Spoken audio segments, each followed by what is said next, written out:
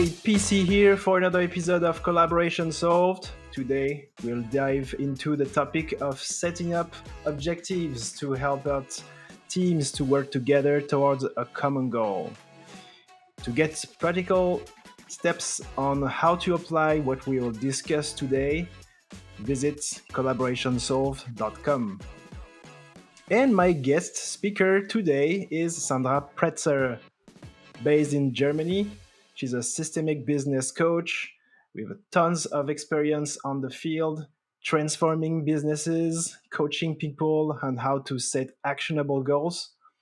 She also runs a Lean Coffee meeting to discuss the OKR framework. It's a great pleasure to have you today. Thanks for joining us, Sandy. Thank you, Pierre. Thanks for having me.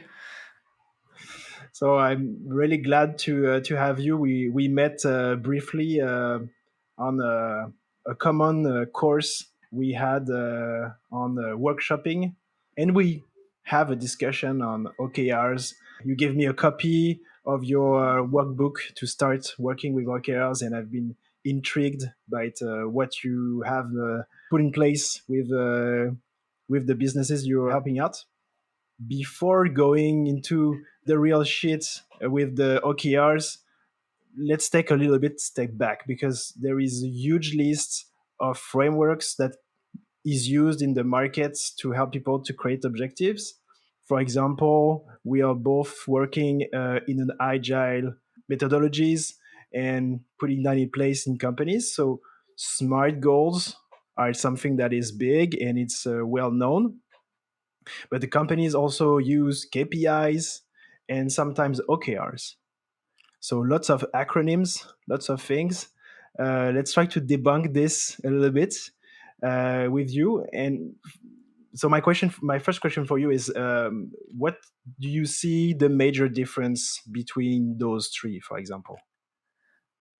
Yeah, so this is an interesting question and a good way to start because there's so many things out there. Like you said, like we work in like an agile environment, and businesses have been working with like metrics and goals and stuff for forever, basically. And there's so much out there, and you mentioned three, like including OKRs. So we have SMART goals that, well, basically everyone kind of knows, like everyone kind of has heard of this acronym like SMART, which let's put it together: specific, measurable, attainable, or attractive. Yeah. Realistic and time bound, right? Yeah. And then there's KPIs, like key performance indicators, which, like for KPIs, I've seen this being used like an inflation, right? So basically, like the organizations that I talked to or that I came into contact with in the past few years, they have like KPIs for everything, which makes the prefix key kind of redundant, right? So it's just performance indicators and everything's key, which takes away focus, of course. So let's start with KPIs. So KPIs are, like, as they suggest, performance indicators. Sometimes they're key performance indicators. Sometimes it's just a metric. And they are pretty helpful to see like where you're at with your company, like from a lagging point of view, right? Like if you like really look at KPIs and see the most common ones, there are something like revenue or profit margin or cost or whatever. And those are influenced by so many different factors, right? So we have a dynamic market, we have like everything coming into place all at once, and we can't really control that. And like I said, like those metrics are very lagging. So if we want to look at revenue or profit, you can only do that by looking like at the past, right? But you're not able to influence them anymore. But when you use them as indicators, they can be quite helpful. Yet in a complex world that we live in and dealing with dynamic markets and market shifts and changes and impacts on all sorts of levels, steering a company with only KPIs is not very sustainable, and it doesn't work. So it doesn't really indicate like what the strategy is, where to play, what to do, what not to do. And only having those in place really takes away a lot of opportunities for the company to grow and experiment and innovate. Whereas for SMART goals, so this is very prevalent in the agile world, but also outside the agile world because it's very attractive, right? So it's specific, it's measurable, which is the most important thing apparently, and it's time bound and everything. So it kind of gives you the illusion of a little bit of control, right? So if we check all these boxes, like specific, time bound, realistic, and stuff, we're very, very much set up to hit this metric, right? So SMART goals, they're pretty helpful because it's a good way to illuminate a goal from various perspectives. Yet it doesn't really indicate like what sort of metric you're using, right? So it just has to be it just has to be measurable, and we can measure all sorts of things, like 10 features launched, 5 articles written, whatever, right? It's specific, it's time bound, it's measurable. Yet it doesn't tell us anything about the feedback of the customer, right? Like these metrics don't really tell us if our customers really use the features that we just launched, if they really read and gain some benefits from the articles that we wrote. So this is a common like misconception that SMART goals like really help you with customer centricity. And both of those methodologies or theories or approaches, like KPIs and SMART goals, they don't really provide a framework for communication.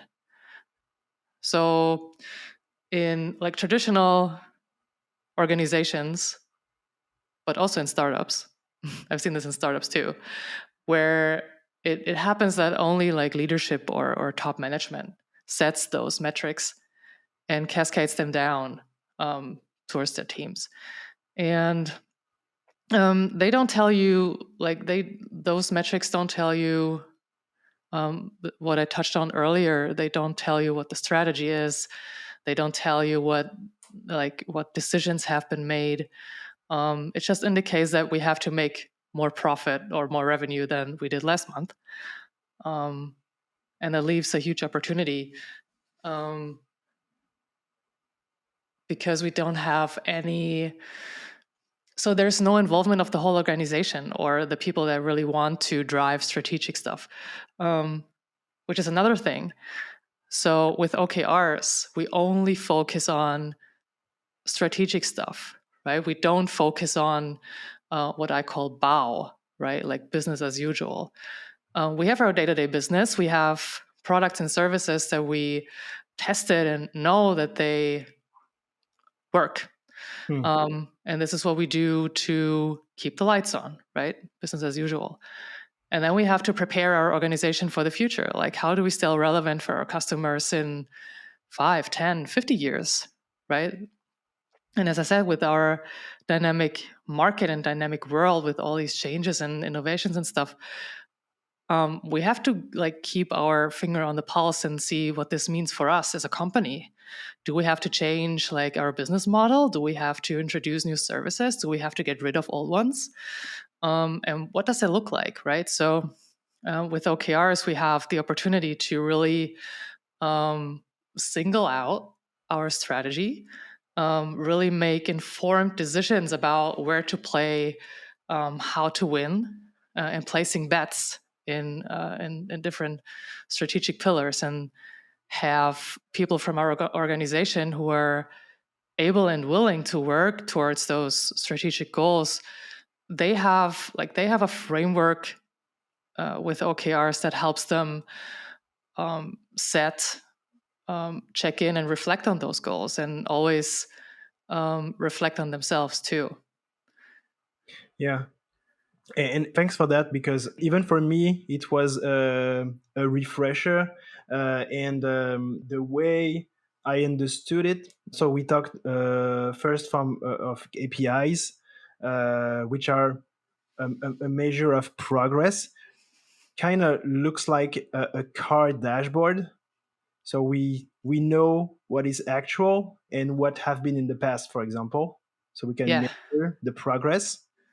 I don't know, miles, fuel, speed, whatever. Smart goals, the way I understood what you try to uncover, it's much more like it's a great method to make sure that we focus on something. So it's a way to make sure we look at something really small and not to attach on something too big, not attainable, not realistic, for example. But we're missing a framework that instructs us how to do it. And what I like in your explanation of OKRs is like it's a way of looking things differently, because we are looking at a future state. exactly. We try to imagine what could be a possible future and try to look at specific items that we want to track to make sure that this future is realizing. Exactly. Touching on that, so what all the other frameworks or methodologies or approaches, I don't know the right word I for don't know that. too. Let's say approaches. Um, what they all lack is that they don't have this visionary element, right? So it's just numbers. We have metrics. And while we do have that in OKRs as well, specifically in the key results, there is another layer towards it that starts with the company vision, Mhm. and purpose, or product vision. And it kind of tells a story, right? So we want to tell a story like why did we, found this company in the first place? Like what problems were we solving? And sometimes organizations forget that, like especially if they've been around for a while. And props to them, because if they've been around for a while, they must have done something right, right? I think it's always because we tell like stories where our organization fits into the world and what customers' needs are being met. And in the OKR framework, with like the objectives, we have that narrative visionary element. We have an artifact that's called midterm goal, right? Or midterm strategic goal that focuses on the next 12 to 18 months, right? So what does the life of our customers look like in 12 months? What what are they've been able to do through our products, through our services? And we tell that narrative, we tell that story, beginning from the vision, getting closer to it with the midterm goal, and then even closer with the objective. And only then, like after the objective has been set, we look at key results, right? Okay, like if this objective really becomes reality, how will we be able to measure that? Like what change in behavior do we have to see? Do we have to be able to observe so that we know that our objective has become reality? And that's a Mm. whole different approach to strategic goal setting, talking about goals, talking about like problem solving within the company compared to a management team or top management, dictating and cascading down metrics that Mhm. don't really resonate with anyone. What I like is that this tool is almost a storytelling tool Yeah, with exactly. with metrics. So it creates an innovative way of thinking, a way of thinking where we are not just looking at numbers, but we are trying to envision something. Exactly. But it seems also much more complicated to put in place than KPIs. Measuring revenue can be done pretty much automatically, even Yeah, real exactly. time, but it doesn't tell a story. So you've been in many places where you're coaching teams and leaders to create some goals. What was the common pitfalls people are tripping to when they try to create objectives with OKRs? There's quite a lot.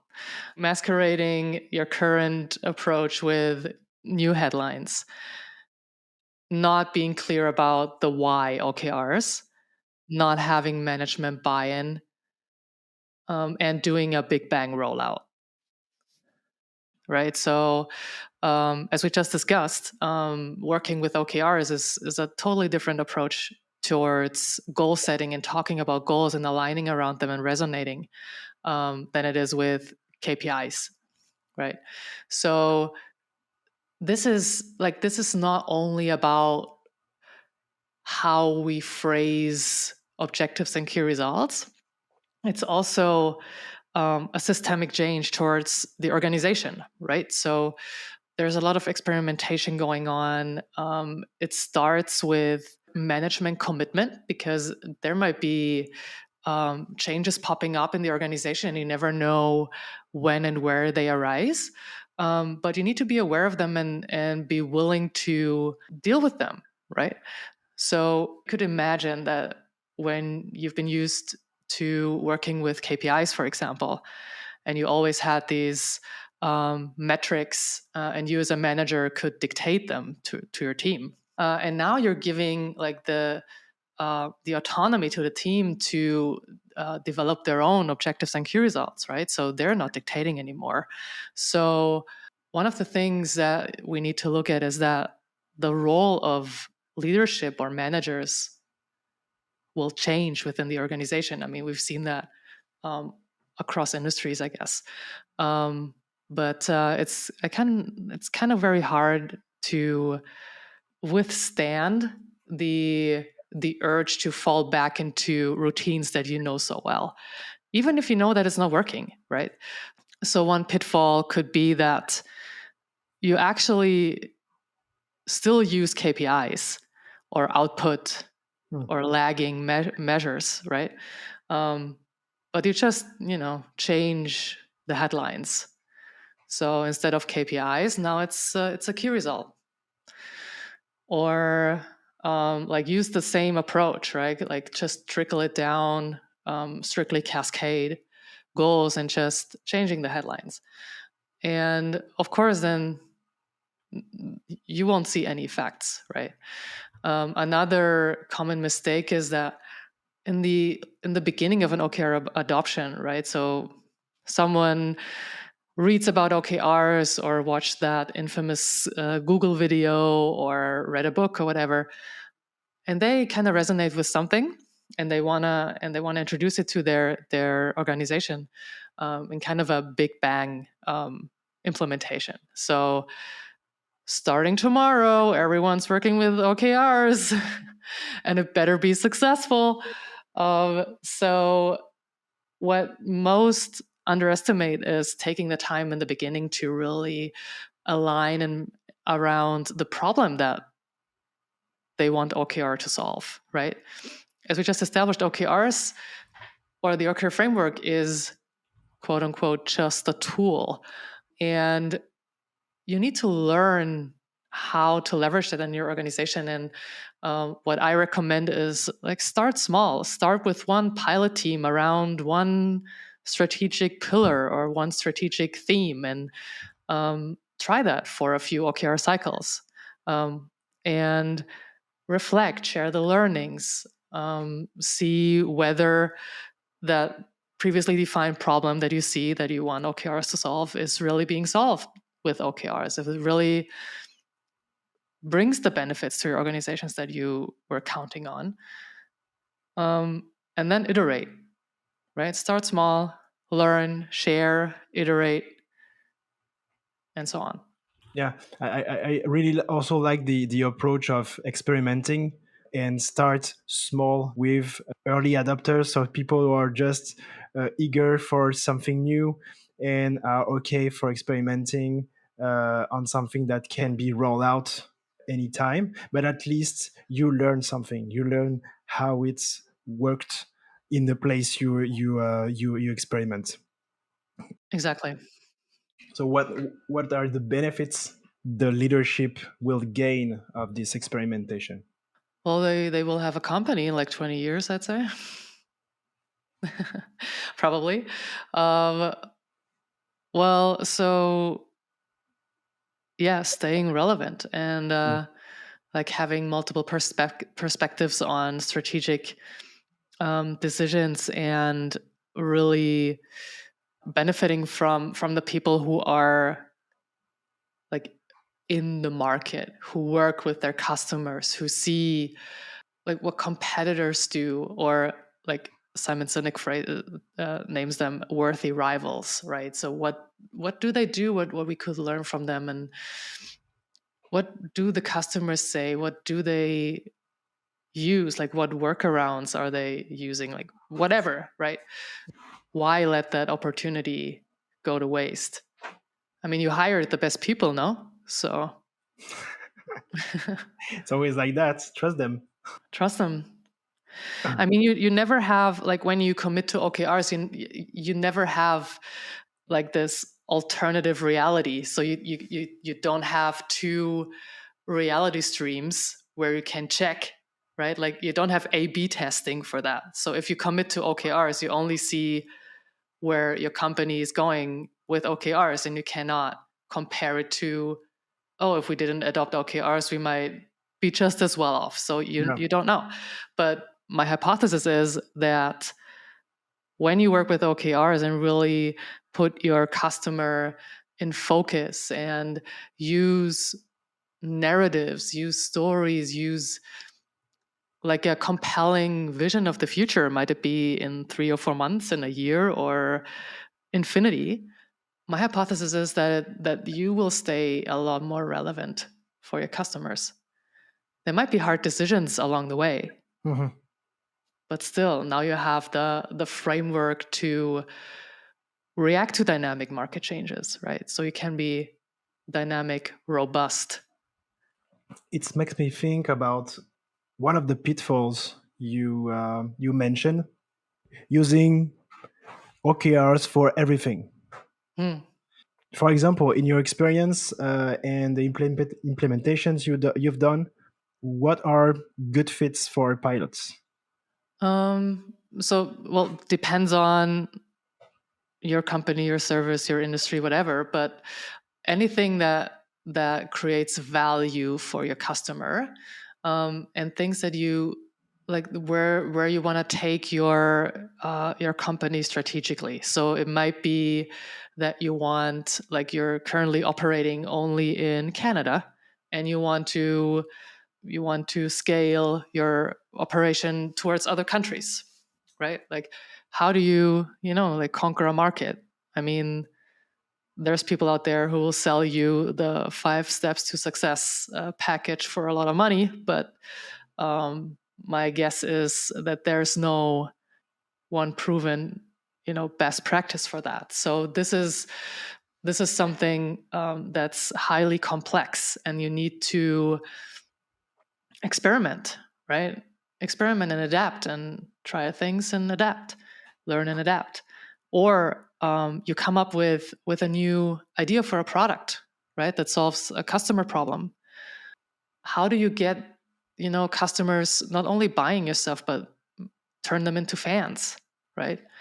Also, there's a lot of people out there who will sell you their 7-step plan for success for a lot of money, but that's also a very highly complex thing, because we're dealing with people, right? Yeah, Conquering a market, turning customers into fans, acquiring first customers. It's a highly complex thing because you're dealing with people, and people are complex.